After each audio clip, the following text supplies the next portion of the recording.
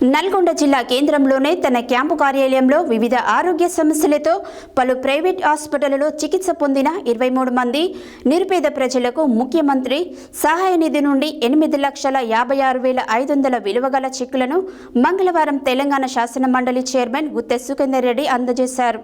ఈ సందర్భంగా ఆయన మాట్లాడారు.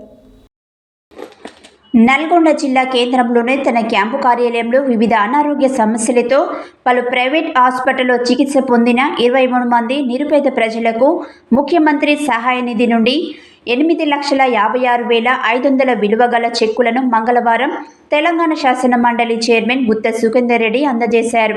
ఈ సందర్భంగా ఆయన మాట్లాడుతూ ముఖ్యమంత్రి సహాయ నిధి పథకం నిరుపేదలకు వరం లాంటిదన్నారు. ఈ పథకం ద్వారా లక్షలాది మంది పేదలకు సహాయం అందుతుందని చెప్పారు.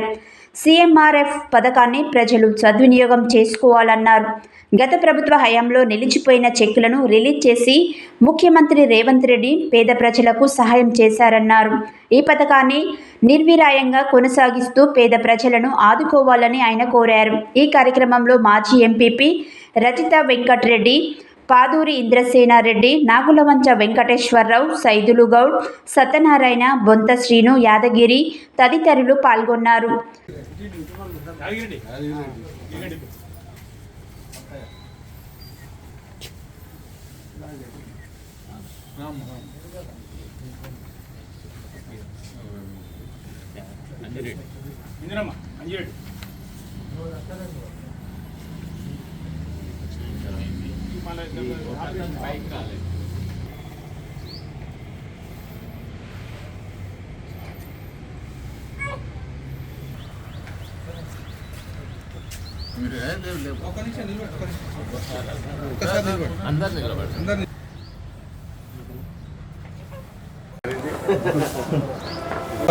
ఈరోజు గౌరవ శాసన మండలి చైర్మన్ గుత్తా సుఖేందర్ రెడ్డి గారి నివాసంలో రాష్ట్ర గవర్నమెంట్ సీఎం రిలీఫ్ ఫండ్ చెక్కులని వారి చేత పంపిణీ చేయడం జరిగినది.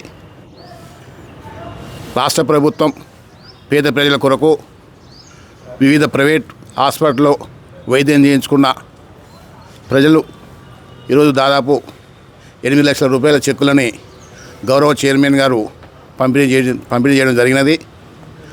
ఈ ప్రభుత్వం పేదల ప్రభుత్వం. గత ప్రభుత్వం కంటే దాదాపు మన ప్రైవేటు దవాఖానలో ఉన్న బిల్లులను 80% చేసి ₹1,00,000 అయిందనుకో దాదాపు 75,000-80,000 రూపాయల చెక్కులు ఇవ్వడం జరుగుతున్నది. ఇటువంటి విధానాన్ని పేద ప్రజలు సద్వినియోగం చేసుకొని ఉన్న గవర్నమెంట్ని ప్రోత్సహించాలని కోరుతున్నాం.